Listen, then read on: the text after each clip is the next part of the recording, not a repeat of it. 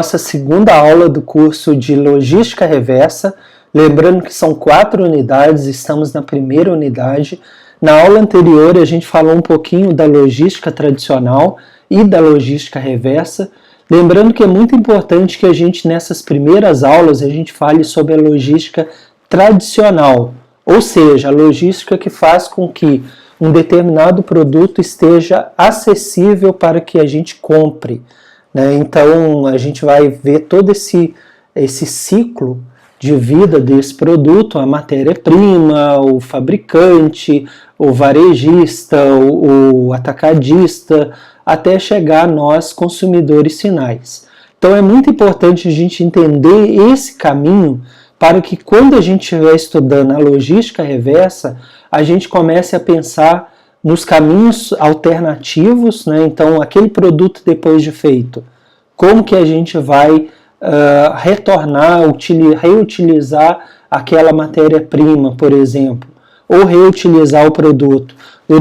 Iremos usar um novo caminho, né, que seria por meio de usina de reciclagem, por exemplo, ou iremos utilizar o mesmo caminho da logística tradicional.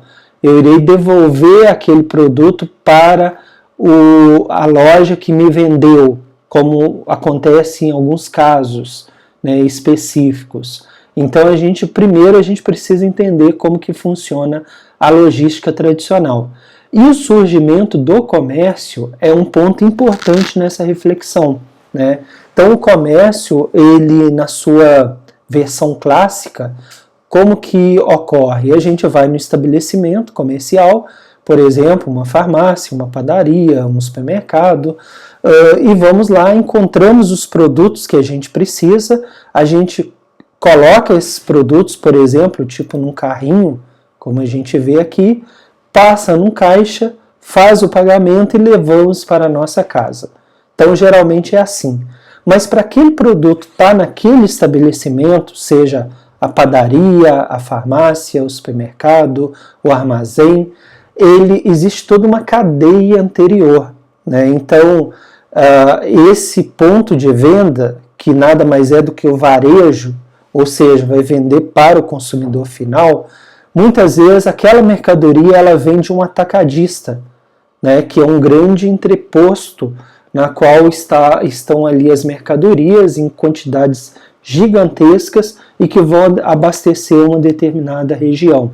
Mas para chegar naquele atacadista, e essa aqui é o nosso fluxo, né? Para chegar àquele atacadista, ele vai chegar por meio de um fabricante, né? Quem fabrica o produto é que vai enviar para esse atacadista. Só que para esse fabricante ele conseguir elaborar o produto, ele precisa da matéria-prima. Então ele vai buscar isso da natureza, né? Do meio ambiente. Então imaginemos, por exemplo, um livro, né, como esse, para que ele chegue a nós, consumidores, para que a gente compre ele, por exemplo, de uma livraria, ele chegou por meio de uma transportadora. Essa transportadora trouxe esse livro de uma gráfica, provavelmente. A gráfica compôs todo o livro, né? Só que esse livro, a gráfica, ela precisou comprar o papel, né, a ser utilizado. Então esse papel, ele vem de um fabricante, né, que ele vai utilizar da celulose para constituir o papel, e essa celulose vem de uma floresta, né, de uma árvore, para que ele possa fazer esse papel, né, vindo da celulose. Então a gente teria, por esse ciclo do livro, teríamos a floresta com as árvores, aí para uma fábrica de celulose, uma fábrica de papel, para uma gráfica, que aí vai fazer toda a parte da capa, o visual, né? Essa gráfica, no meio de todos esses aqui, tem os transportadores, né, distribuidores. Então a gráfica ela vai distribuir para as livrarias e esse produto vai chegar até nós, consumidores finais. Então esse aqui seria a logística tradicional. Quando a gente for estudar a logística reversa, a gente vai pensar, tá, mas e esse livro aqui, depois que passar um tempo, ele vai estar bem velho, né, bem desgastado, o que a gente vai poder fazer com esse livro? Então, por exemplo, poderia doar, ou poderia vender para um sebo, na qual outras pessoas iriam comprar o livro e iriam reutilizar, ou se ele tivesse muito desgastado, talvez as folhas de papel elas pudessem ser recicladas e gerar um outro produto ou mesmo um outro livro, né?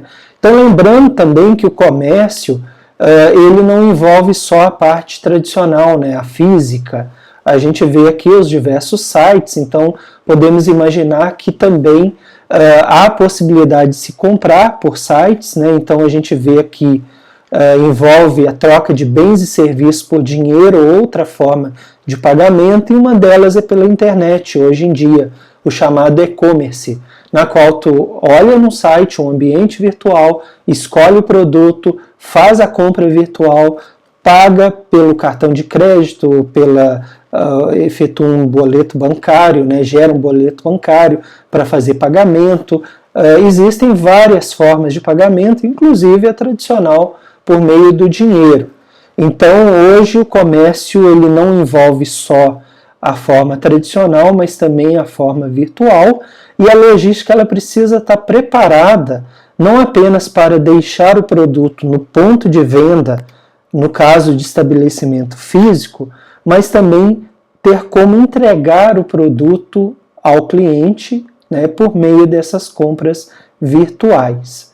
Então, mas isso nem sempre foi assim, né? No passado, na qual não circulavam moedas, então pensando aí há 300, 400, 500 anos atrás, em vários pontos do planeta não existiam moedas, né? Então as pessoas tinham que trocar as mercadorias que elas faziam, né? Então um pescador, por exemplo, ele pescava os seus peixes e ele trocava peixes por grãos de milho, por exemplo, né?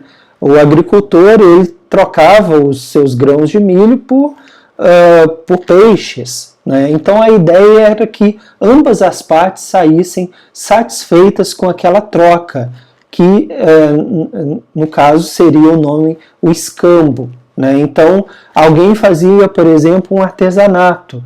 Essa pessoa trocaria o produto do seu artesanato por peixes, né, ou por grãos de milho, tá? Então criava-se uma certa conversão de quantos peixes vale quantos grãos, vale quantas peças de artesanato. Então uma ideia muito parecida com o que ocorre com as moedas, né, que a gente chama de conversão também, né? $1 equivale a R$5, né? Então eu preciso ter R$5 para que eu troque por $1. Então de repente aqui poderia ser, eu preciso ter 5 mãos de grãos de milho para eu trocar por um peixe. Poderia ser uma conversão do tipo na época, tá? Então o ser humano ele criou essas conversões para ele facilitar as trocas. Hoje em dia, com o dinheiro, isso é facilitado, né? Tu consegue criar essa conversão por meio de um papel moeda ou por meio de uma nota, um valor virtual, né? Ou por meio de cartão de crédito, e tu consegue facilitar essas trocas por meio do dinheiro, ok? Então o comércio ele é importante porque ele movimenta todas essas transações que vão impulsionar a logística tradicional.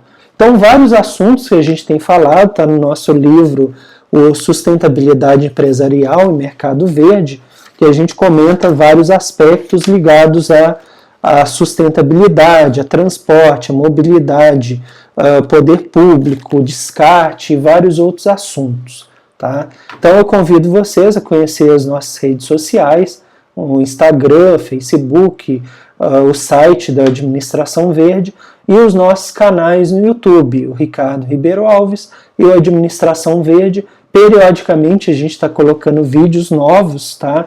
O site, o YouTube Ricardo Ribeiro Alves são aulas, tá? Aulas sobre diversos temas, e o Administração Verde ele tem diversos vídeos específicos a respeito de sustentabilidade, palestras também, tá? Então lives e outros assuntos também ligados ao meio ambiente, ok? Então eu agradeço a atenção de vocês e até a próxima aula.